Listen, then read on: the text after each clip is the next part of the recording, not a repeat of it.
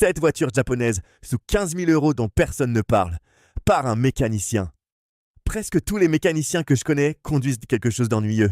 Non pas parce qu'on ne peut pas se permettre mieux, mais parce qu'après 20 ans à réparer les erreurs des autres, on apprend exactement quelles voitures ne reviennent jamais à l'atelier. Et presque aucune d'entre elles ne figure sur les listes YouTube. Voici 7 voitures japonaises sous 15 000 € qui sont quasi indestructibles et dont personne ne parle encore. Numéro 7. La Pontiac Vibe. Oui, j'ai dit Pontiac. Restez avec moi, ça va faire beaucoup plus sens dans un instant. La Pontiac Vibe et la Toyota Matrix sont sortis exactement de la même chaîne de montage à l'usine Numi de Fremont, en Californie. Même moteur Toyota de 1,8 litres, même boîte de vitesse EZ1, même contrôleur qualité Toyota sur la ligne.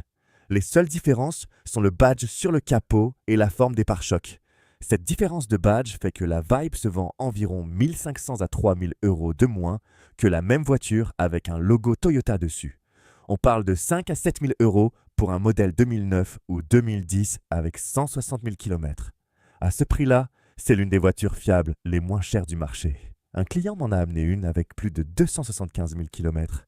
Et la seule chose qu'il avait remplacée en dehors des freins et des pneus, c'était un seul roulement de roue avant. Le moteur de 1,8 litres tourne avec une chaîne de distribution, consomme entre 7 et 8 litres aux 100 km sur autoroute. Et je les ai vus dépasser les 500 000 km sans broncher. Un point de vigilance cependant. Les modèles 2009 et plus récents proposaient un moteur de 2,4 litres qui présente un défaut documenté de consommation d'huile dû au segment de piston d'origine. Une action collective en justice a été intentée à ce sujet. Donc, quand vous cherchez, restez sur le 1,8 litres. C'est votre voiture du quotidien à toute épreuve. Autre chose qui passe sous les radars. La Vibe était disponible en transmission intégrale, le même système que la Matrix AWD. Si vous en trouvez une avec le 1,8 litres et la transmission intégrale pour moins de 7 000 €, c'est une voiture d'hiver exceptionnelle. Et pour les amateurs de mécanique DIY, chaque pièce sous ce capot porte un numéro de référence Toyota. Des carrossiers m'ont dit avoir attendu 1 mois pour un panneau d'origine GM, puis avoir appelé un concessionnaire Toyota et reçu la pièce le lendemain. Vous bénéficiez de la facilité d'entretien Toyota à des prix de Pontiac. Mais la Vibe n'est pas la seule voiture japonaise dont le marché dort complètement. La prochaine pourrait bien être la meilleure berline intermédiaire jamais construite. Et elle coûte moins cher qu'une Corolla de base. Numéro 6. La Mazda 6, 3e génération, 2014 à 2020. Voici quelque chose qui surprend les gens quand j'en parle. Dans l'étude de fiabilité, J.D. Power 2025, Mazda se classe 3e au classement général, au-dessus de Toyota. Et la Mazda 6 y contribue largement. Le moteur 2,5 litres Skyactiv tourne avec une chaîne de distribution, utilise une conception à haute taux de compression pour une meilleure efficacité. Et les propriétaires sur les forums signalent plus de 500 000 km avec rien d'autre que des vidanges et un entretien de base. J'ai vérifié sur RepairPal. La voiture obtient 4 sur 5, avec un coût moyen de réparation autour de 480 € par an. C'est moins cher à entretenir qu'une Camry. La consommation sur autoroute descend à 6,4 litres au 100, et les propriétaires sur de longs trajets voient près de 6 litres. Pour une berline intermédiaire à aspiration naturelle, ces chiffres sont remarquables. La raison pour laquelle elle est si abordable est simple. Mazda a arrêté la Mazda 6 en Amérique du Nord après 2021. Pas de nouveaux modèles, pas de publicité, pas de place en concession, pas de buzz. Les gens ont oublié qu'elle existait. Un modèle 2016 ou 2017 finition Touring avec 160 000 km se trouve entre 7 500 et 10 000 €. Pour une voiture aussi bonne, ce prix n'a aucun sens. Et je pense qu'il va finir par remonter. 2 choses dont je préviens toujours les gens. Premièrement, évitez le moteur turbo. Le 2,5 litres turbo compressé présente un problème de fuite de liquide de refroidissement, faisant l'objet d'une action collective en cours. C'est la version à aspiration naturelle qu'il vous faut. Deuxièmement, si vous habitez dans une région où les routes sont salées en hiver, regardez sous la voiture et inspectez le berceau et les bas de caisse. La protection contre la rouille a historiquement été le point faible de Mazda. Les voitures du sud et de l'ouest sont généralement impeccables. La bonne nouvelle pour ceux qui aiment bricoler le week-end, c'est que le compartiment moteur Skyactiv est propre et accessible. Bougies, filtre à air, plaquettes de frein, même une révision à 100 000 km peuvent se faire dans votre allée avec des outils basiques et un après-midi. Numéro 5. La Honda Fit 2015 à 2020. La Fit est la voiture qui ne fait aucun sens sur le papier jusqu'à ce que vous l'utilisiez vraiment. Le système Magic Seat de Honda rabat complètement les sièges arrière, offrant plus d'1,5 mètre de volume de chargement. C'est plus que certains SUV de taille intermédiaire. J'ai vu des gens transporter des vélos, des meubles et du matériel de construction dedans. C'est essentiellement une petite citadine avec une mentalité de pick-up. Le moteur de 1,5 litres est éprouvé au-delà de 400 000 km avec rien qu'un entretien de base.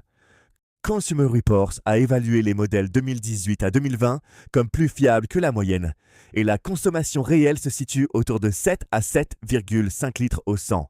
Un modèle 2017 ou 2019 avec 145 000 km se trouve entre 9 000 et 11 000 euros. Honda a arrêté la Fit aux États-Unis après 2020 et l'a remplacé par le HR-V, qui est plus lourd, plus lent et moins économique. La Fit est une meilleure voiture dans presque tous les domaines et elle coûte moins cher. C'est la définition du méconnu. Un point à surveiller. La rouille peut toucher les bas de caisse dans les régions où les routes sont salées, donc vérifiez en dessous si vous êtes dans le nord. Et les modèles 2015 avaient un dysfonctionnement du tableau de bord dû à de mauvaises soudures. Réparation facile, mais mieux vaut le savoir en avançant. Numéro 4. La Toyota Avalon. Je sais que ça semble ennuyeux, et c'est exactement l'idée. L'Avalon a été conçu pour les retraités. L'acheteur moyen avait 64 ans. Et ce seul fait est la raison pour laquelle vous devriez en chercher une immédiatement. Réfléchissez à ce que ça implique pour la voiture que vous achetez. Ces Avalons ont passé une décennie dans des garages chauffés, conduites jusqu'au brunch du dimanche et entretenues chez le concessionnaire Toyota comme une horloge. Vous achetez une voiture qui a été chouchoutée par quelqu'un qui a lu le manuel du propriétaire de la première à la dernière page. Sous le capot se trouve le même V6 de 3,5 litres que Toyota monte dans la Lexus ES 350, le Highlander et, croyez-le ou non, la Lotus Evora. Ce moteur tourne avec une chaîne de distribution, donc jamais de remplacement de courroie. Il développe entre 268 et 301 chevaux selon l'année. Et les données de fiabilité confirment ce que je vois en atelier chaque semaine. L'Avalon a 18,9% de chance d'atteindre 400 000 km. C'est plus de 7 fois la moyenne de sa catégorie. J'ai trouvé en ligne un propriétaire à 535 000 km qui dit que la voiture tourne encore comme au premier jour. Le coût annuel moyen de réparation tourne autour de 450 €. Pour une grande berline Classis, c'est presque rien. Voici où les prix deviennent ridicules. Une Avalon Limited 2013 à 2015 avec 160 000 km se trouve entre 9 000 et 13 000 €. Vous avez le cuir, un grand coffre, un espace aux jambes à l'arrière digne d'une limousine. Et elle tourne à l'essence ordinaire, pas au super. 10 litres en ville, 7,6 sur autoroute. Un conseil d'entretien sur les anciennes Avalon. Les modèles 2007 à 2009 utilisaient un tuyau d'huile en caoutchouc pour le système VVT, qui peut se fissurer et vider votre huile sans prévenir. La solution est un tuyau métallique de remplacement peu coûteux. Si vous regardez ces années-là, confirmez que c'est déjà fait. Les modèles 2010 et plus récents ont déjà le tuyau métallique d'usine. Numéro 3. L'Acuri TL. La TL, c'est ce qui se passe quand Honda construit une voiture de luxe et que personne ne la recherche. 280 chevaux avec un V6, siège en cuir, système audio premium et transmission intégrale super handling disponible. Entre 8 000 et 11 000 €. C'est moins cher qu'une Civic à kilométrage élevé dans certains marchés en ce moment. Mais je dois vous donner l'histoire complète parce que cette voiture a un passé compliqué. Les modèles 1999 à 2003 avaient des défaillances catastrophiques de boîtes automatiques. Et cette réputation a collé au nom TL pendant plus d'une décennie. Voici ce que les gens ont raté. En 2007, Honda a entièrement revu la boîte de vitesse.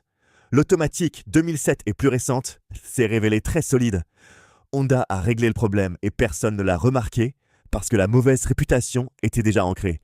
Si vous êtes passionné, le Type S 2007 ou 2008 est celui à traquer. Il porte le V6 à 286 chevaux ajoute un différentiel à glissement limité et raffermit les suspensions. C'est essentiellement une sportive 4 portes avec la fiabilité Honda pour moins de 10 000 euros. Bonne chance pour trouver cette combinaison ailleurs. Le moteur G-Series VARC 6 sous le capot est un moteur à 400 000 km. Je les ai vus aller bien au-delà avec juste un entretien régulier.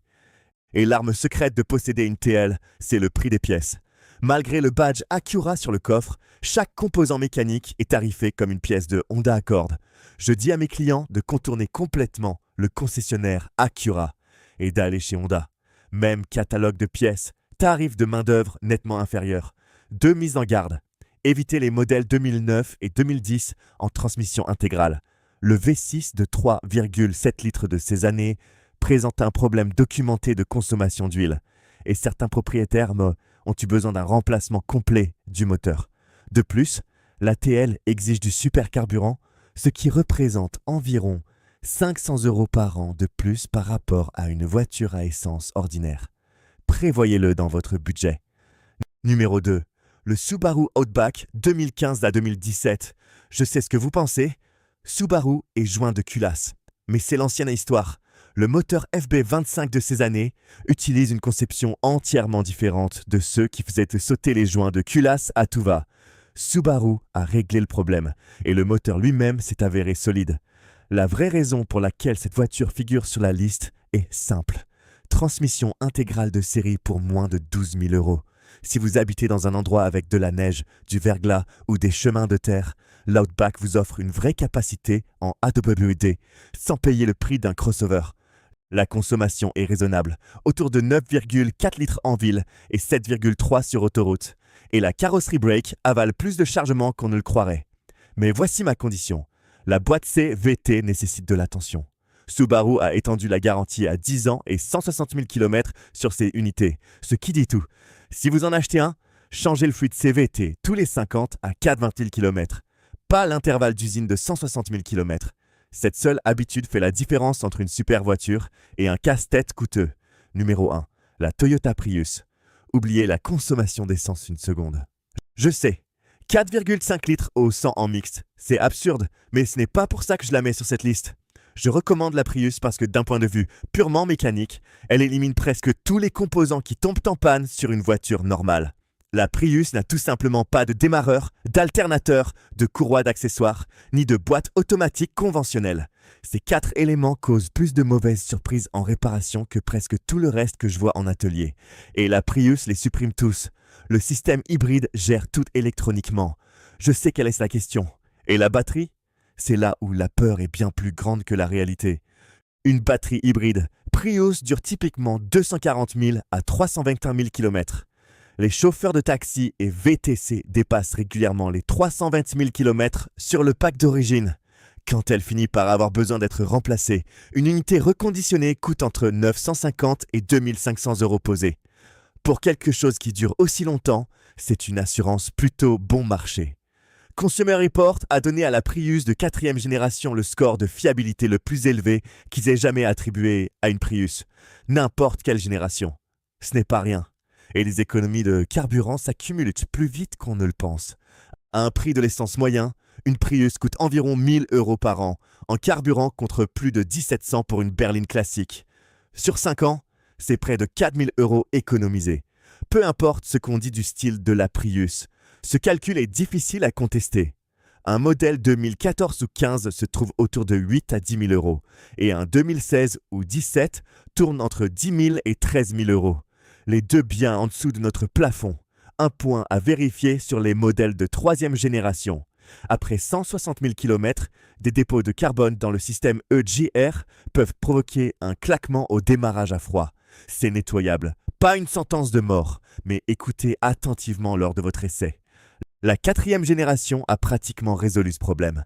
Et en prime, le système de freinage régénératif fait que les plaquettes de frein d'origine peuvent durer plus de 160 000 km. Je l'ai constaté moi-même. Moins d'usure et surtout s'additionnent rapidement. Voilà vos 7 voitures. Et elles sont toutes sur des parkings de voitures d'occasion en ce moment pour bien moins cher qu'elles ne le devraient.